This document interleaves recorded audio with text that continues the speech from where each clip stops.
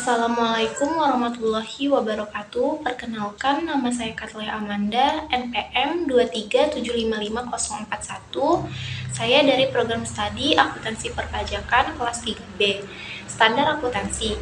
Standar akuntansi atau biasa yang disebut dengan SAK adalah pernyataan standar akuntansi keuangan (PSAK) dan interpretasi standar akuntansi keuangan (ISAK) yang diterbitkan oleh Dewan Standar Ikatan Akuntan Indonesia dan Dewan Standar Syariah Ikatan Akuntan Indonesia, serta peraturan regulator pasar modal untuk entitas yang berada di bawah pengawasannya, yang menjadi pedoman bagi setiap entitas atau perusahaan dalam menyajikan laporan keuangan. Kegunaannya untuk mempermudah menyusun laporan keuangan serta mengatur bagaimana mengakui, mengukur, mencatat, menyajikan suatu transaksi keuangan. Fungsinya untuk keseragaman laporan keuangan, mempermudah menyusun laporan keuangan, mempermudah auditor, dan mempermudah pembaca laporan keuangan untuk menginterpretasikan dan membandingkan laporan keuangan entitas yang berbeda.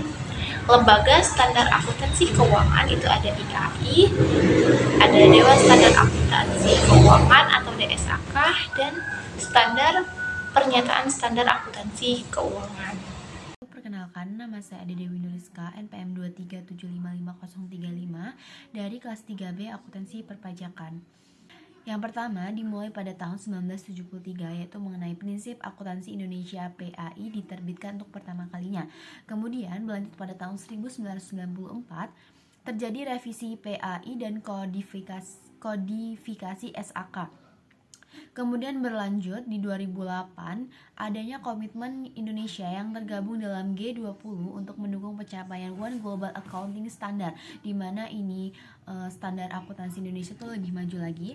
Dan kemudian pada tahun 2012 terjadi perubahan fase 1, yaitu konvergensi SAK gap 3 tahun, di mana setiap 3 tahun, gap 3 tahun ini SAK pada tanggal 1 Januari akan diperbarui. Kemudian pada tahun 2015 ada fase 2, dan di 2016 tanggal 25 Mei itu joint statement antara IFRS Foundation, OJK, dan juga IAI.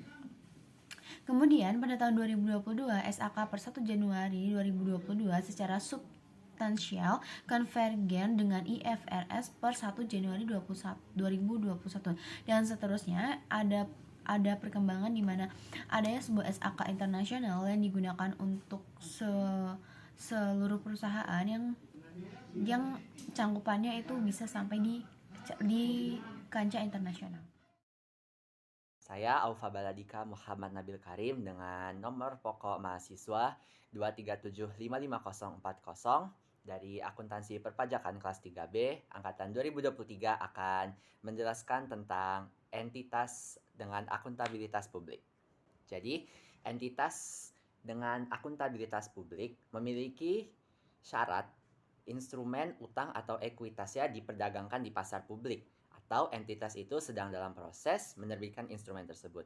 Maksudnya, instrumen utang atau ekuitasnya itu diperdagangkan untuk dijual. Jadi, pihak luar yang bukan dari entitas tersebut bisa membelinya. Itu dia termasuk ke dalam akuntabilitas publik.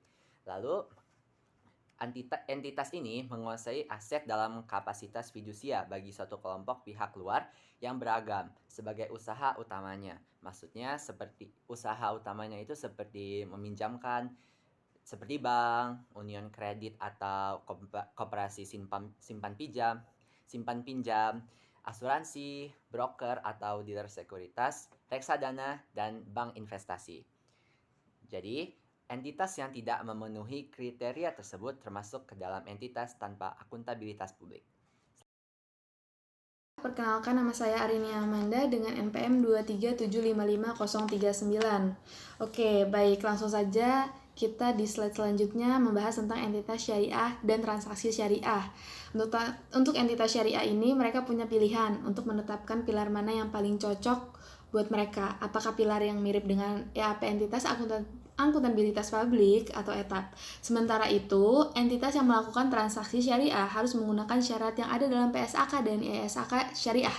Penerapan transaksi syariah ini bisa dilakukan pada pilar 2, 3, dan 4 selama syarat-syarat tersebut, transaksi tersebut sesuai dengan aturan yang berlaku di setiap pilar. Satu hal yang perlu diingat, PSAK syariah tidak diterapkan pada pilar pertama. Oke, next slide, perubahan penomoran PSAK. Jadi, ada penyesuaian penomoran PSAK dan ISAK dalam standar akuntansi keuangan Indonesia yang udah disahkan di tanggal 12 Desember 2022 kemarin. Perubahan ini nih tujuannya untuk bedain PSAK dan ISAK yang merujuk pada IFRS sama yang nggak merujuk pada IFRS. Biasanya yang merujuk pada IFRS itu dimulai dengan angka 1 dan 2, dan yang tidak merujuk itu dimulai dengan angka 3 dan 4. Penomoran baru ini juga udah berlaku efektif pada 1 Januari 2024. Nah, berikut ini adalah format penomoran yang digunakan setelah perubahan.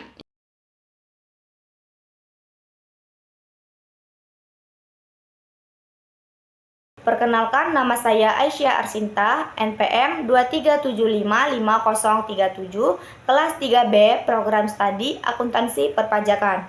Karakteristik IFRS, Standar Akuntansi Keuangan, yang diterbitkan oleh Dewan Standar Akuntansi Keuangan merupakan adopsi dari International Financial Reporting Standard. IFRS menggunakan principle base, yang kedua menggunakan fair value dalam penilaian, yang ketiga mengharuskan pengungkapan yang lebih banyak baik kuantitatif maupun kualitatif. Adapun tujuan laporan keuangan ialah menyediakan informasi yang menyangkut posisi keuangan, kinerja, serta perubahan posisi keuangan suatu entitas yang bermanfaat bagi sejumlah besar pengguna dalam pengambilan keputusan ekonomi. Perkenalkan, nama saya Rizky Ramadan dari Program Studi Akuntansi Perpajakan dengan nomor NPM 237555038 dari kelas 3B. Baik, di sini saya akan menjelaskan sedikit tentang pengukuran atau measurement. Pengukuran atau measurement adalah proses penetapan jumlah uang kas untuk mengakui dan memasukkan setiap unsur laporan keuangan dalam neraca dan laporan laba rugi. Adapun dasar-dasar pengukuran yang dapat diterapkan meliputi biaya historis, biaya kini, nilai realisasi atau penyesuaian, dan nilai sekarang.